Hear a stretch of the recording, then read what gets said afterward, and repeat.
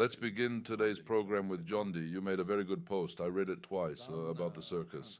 And truly, your words proved accurate. The circus is moving in Georgia. It's a traveling circus. A wandering circus. Yes, a wandering circus. Yes, a traveling circus going from city to city. But aren't the clowns of this circus receiving a lot of money, both from representatives of the government and from European structures? Why do they need this circus? That requires serious explanation and clarification. You know what? Let's begin with a small preamble so it becomes clearer. In 2012, on October 1st, there truly was a great popular victory when the Georgian people, led by Georgian Dream and personally by Bidzina Ivanishvili, defeated an evil regime.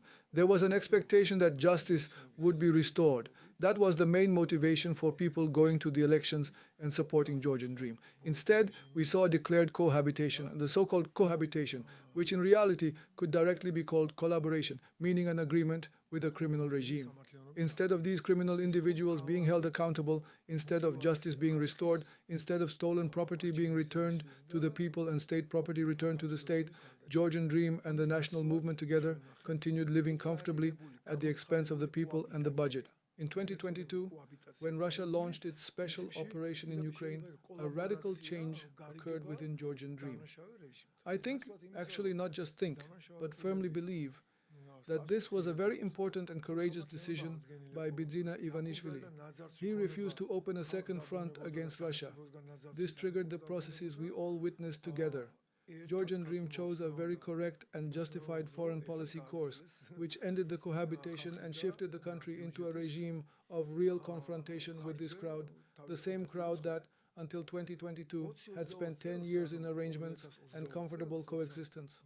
This also caused personnel changes within Georgian Dream itself. For 4 years, these people were shaking the country, but now they realized that the bluff was over. The process reached a dead end, and they could not overthrow the government because the government received unprecedented support from the people. There was a complete consolidation of Georgian society. The flag of peace raised by Georgian Dream was embraced by the people. The people practically carried Georgian Dream in their hands. They did not allow surrender, defeat, or collapse. And instead of respecting the people who brought you to power, who entrusted you with authority, who defended you, Who essentially sacrificed themselves. You are now in power, you possess authority, and these people risked themselves instead of you. yes, you mean Georgian Dream specifically. The people entrusted them with power and placed themselves under attack. Now they have begun implementing openly repressive policies against the people, and once again they moved closer to the national movement. If you observe carefully, after this period of unrest and protests, there was a pause because they realized they could no longer gather enough people. That pause allowed them to restore arrangements again. Everyone you see on the streets today, besides Saakashvili, is in agreement with them. Saakashvili is simply a useful idiot, and that's why he is constantly given media access and live broadcasts from prison. Why? Because people hate him so much and fear his return so strongly that his absurd and traitorous posts actually benefit Georgian Dream. The rest, Bokeria, Ukulava, Gvaramia, Girchi, they are all constantly displayed on television screens. They call it debates. I call it debate games. Through this, they try to create a respectable image for these people and soften the anger and frustration of society. People noticed that after the protests calmed down, pensions remained small, fines became huge, salaries stayed low, and prices in stores became astronomical. 300 to 400% markups. I personally calculated pharmacy prices. For example, Captopril, a blood pressure medication, is 1,357% more expensive in Georgia than in Turkey and Russia, despite being the same production line.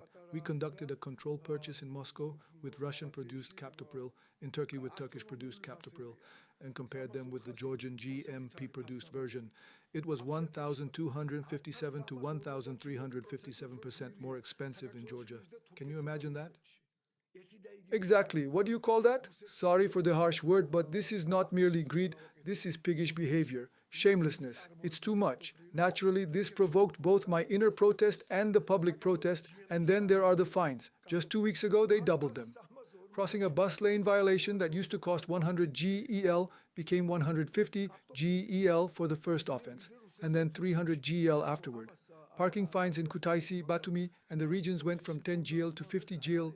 In Tbilisi, fines also increased. And now Parliament adopted another resolution regarding bonuses, awards, and additional payments for members of Parliament and government officials. What are these people thinking with? How do they reason? Why are they provoking society? MPS already receive salaries of 15,000 GEL. Exactly. God bless them. Give them even 150,000 if necessary. But people must at least have a chance to live. You cannot spit in the face of your own society. And regarding financing, I've been saying for 14 years that these people finance the destabilization happening in the streets. Then Kobakidze himself came out, the recording exists and I will publish it, and openly stated that Georgian Dream financed these street protests. Among those mentioned was Levan Kabeshvili, then chairman of the national movement. And apparently for only 5,000 GL. And no Darmeladze too. Yes, Noda Meladze from TV Perveli.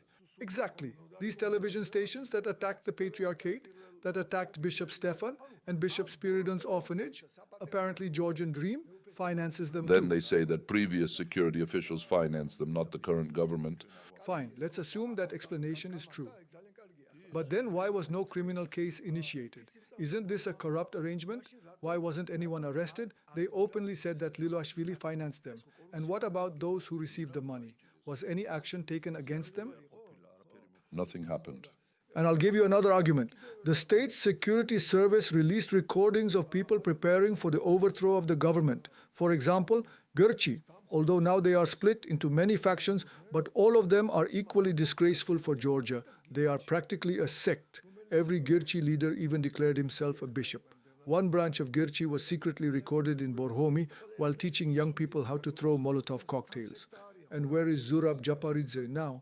Wandering the streets and acting as one of the leaders of the protests. Why was no case opened against him?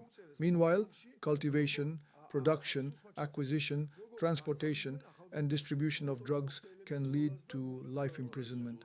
These people publicly appeared together with planted narcotics in pots, consumed them, handed them to each other in front of cameras, and not even investigative actions were carried out. No searches, no raids, nothing. And we understand why. Because they are their people carrying out assignments for them. That is why I wrote that the political circus has returned. They had a break of several months after realizing they could not overthrow the government.